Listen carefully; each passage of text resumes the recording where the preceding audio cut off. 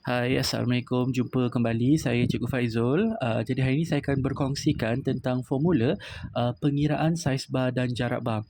Okey, formula ini bersesuaian untuk kita mengirakan saiz bar dan jarak bar bagi graf bar compound, graf bar memisung kompleks dan graf gabung compound. Okey, kenapa kita perlukan formula ini? Okey, formula ini akan menyebabkan kita lebih mudah untuk menentukan saiz bar dan jarak bar yang sesuai untuk graf kita. Okey, jadi formulanya adalah bilangan data darab saiz bar tambah bilangan pemboleh ubah tambah 1 darab saiz bar saiz jarak bar sama dengan plus minus 70. Okey, kenapa 70?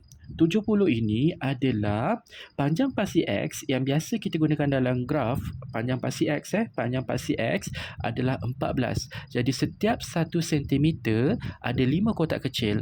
Jadi kita nak kena tahu berapa jumlah kotak kecil sepanjang pasti X. Okey, jadi sebab itu kita akan darab 14 darab dengan 5 dan kita akan dapat 70. Okey, jadi sekarang macam mana kita nak implementasikan pengiraan formula ini dalam menentukan saiz bar yang terbaik untuk graf kita. Okey, jadi sekarang kita kena tengok masukkan data ini berdasarkan jadual contoh di bawah inilah.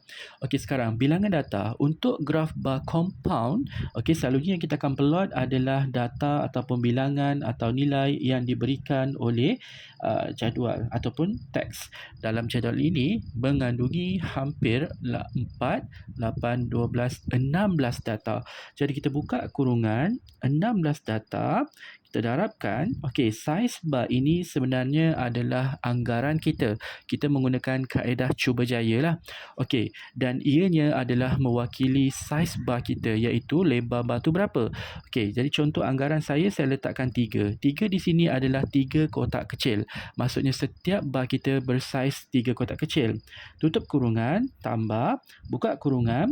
Bilangan pemboleh ubah ini selalunya saya ajar pada pelajar-pelajar saya, bilangan pemboleh ubah ini adalah tahun atau tempoh di dalam jadual.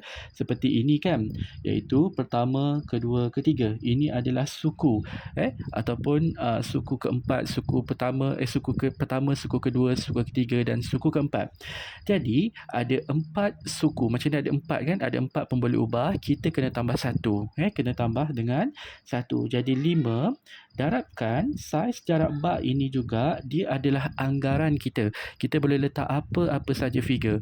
Cuma selalunya saya beritahu kepada pelajar saya untuk graf bar compound, konsep yang kita kena pegang, saiz bar mesti sama atau lebih kecil, lebih kecil berbanding jarak bar.